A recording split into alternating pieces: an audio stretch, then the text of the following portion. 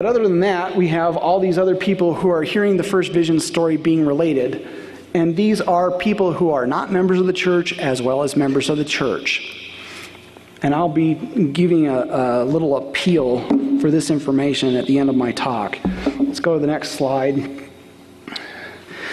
This other claim is quite fascinating. It also has to do with a little bit of what we talked about before. In the 1830s, we're talking about 1834, 35, and 36, Oliver Cowdery prints the history of the church for the first time. That particular document has got the gaping hole in it. He does not talk about the first vision. At least that's what some anti-Mormons want you to believe.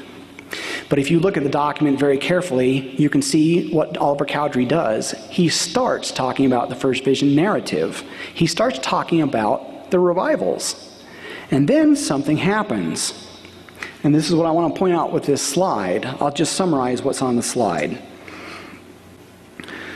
In fact, I have to mention this because Dr. Anderson told me not to. I had done an independent analysis myself, and I had come to the conclusion that Oliver Cowdery was using JS 1832 to create his history of the church in 1834. And I was so excited about this. I had written it up in detail. I went to Dr. Richard Anderson's office. Look at this. This is so interesting. Oh, yeah, I knew that back in 1969. And he actually did publish a few sentences on the idea that if you would look at the two, you would find a connection, but he didn't write it up in detail. And so I'm going to publish it in detail because I think it's so important. The point is that Oliver Cowdery did know the first vision story because he says, I was not only having the prophet as an assistant in creating my history, but I also had authentic documents at my disposal. In fact, he says they're in my possession. And so the authentic documents that he is talking about is most probably JS 1832. When you see the parallels, they're unmistakable. So Oliver Cowdery knows about the first vision. He does not include it in JS, or I will call it OCJS 1834. And I think that this is the reason why. I'll call it the redirection theory. What happens is he starts into the first vision narrative. It's very clear parallels to what Joseph Smith says later. And then he receives a letter from William W. Phelps. William W. Phelps says, I want to hear about the Book of Mormon story. And he specifically mentions the year 1823. And then lo and behold, in the next piece of the church history that's printed, Oliver Cowdery, he says, I got your letter. I don't want to talk about the revival anymore. I'm going to change the date to 1823, and then he tells the Book of Mormon story. I think that that is something that should also be looked into. The next thing that I would like to talk about is Joseph Smith and the revivals. This is a big thing with anti-Mormons. I would like to point out, and several people have done this before, but I would like to go into a little bit more detail about the spatial terms in JS 1838. Joseph Smith says the revival activity, as far as I interpret the document, he is saying that it's happening in 3 different zones. And that is the place where we lived, so the general vicinity of Palmyra, that region of country, and the whole district of country. I interpret that as 3 different places, and I'll show you why I think that way. Here on this next slide, we have a whole lot of confirmed revival activity going around Joseph Smith's area in 1819 and 1820. An awful lot of it. In fact, if you look down there on the bottom right-hand corner of this slide, you'll see that it says that there are several hundred people being converted in that particular region. This is the Finger Lakes region. And I would say that you could safely compare that to Joseph's region of country. It's nearby. This is not a lot of space. I think that the farthest I decided to go on this was approximately 60 miles out. In fact, Rochester, Rochester's approximately 24 miles. Out there at Marcellus, it's getting around the 60-mile range. I didn't include Ithaca because it ran out on the bottom of the slide.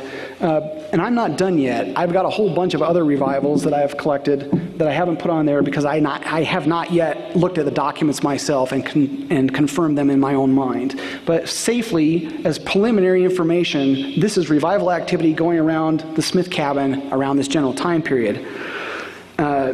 There there are some other things about revivals that I want to point out, and I think that this is something that's connected with Joseph Smith's narrative in JS 1838. We know that Joseph Smith is reading the newspaper. He's picking it up, in fact. I'm pretty sure he's reading it, but he's picking it up every single week. At least we've got a non-LDS eyewitness saying so.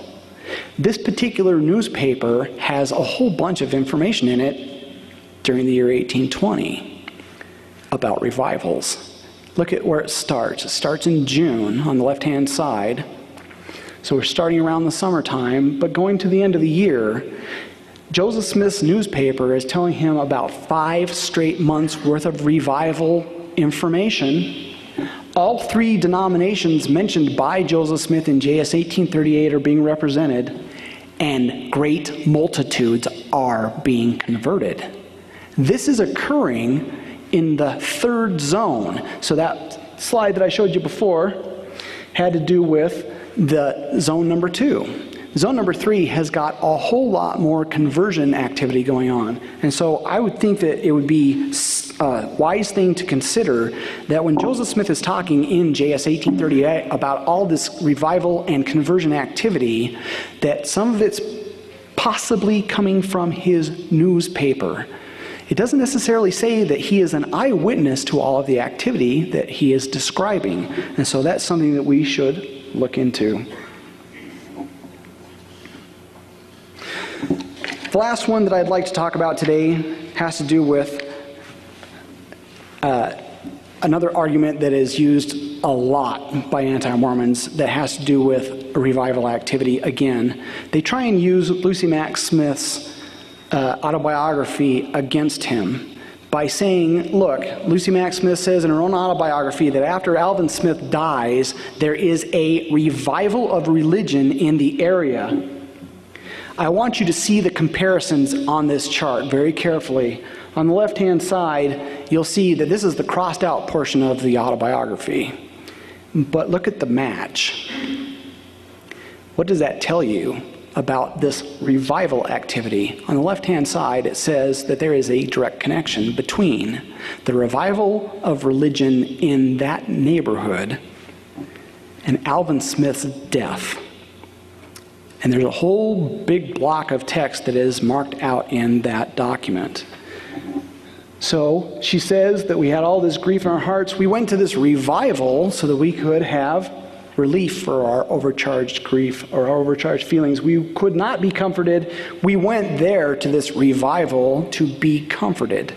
The point I want to make is that there is a definite connection in this text. I think it should be explored. I think that we should consider what it is exactly that Lucy Mack Smith is saying, because this other information should cause us to say, wait a minute, and that is this.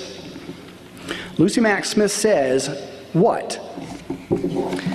Anti-Mormons want you to think that Lucy Mack Smith said that she joined a church during this so-called revival period. And I say, where does it say that? And when did it occur? We know from historical documents, this is verified, there is a Palmyra revival going on in 1824 and 1823. But I want to point out to you when it occurs. In fact, if you want to get into this really good, go get what George Lane said about this revival activity in Palmyra. When does he say it really got going? It's not in the spring of 1824. It's December.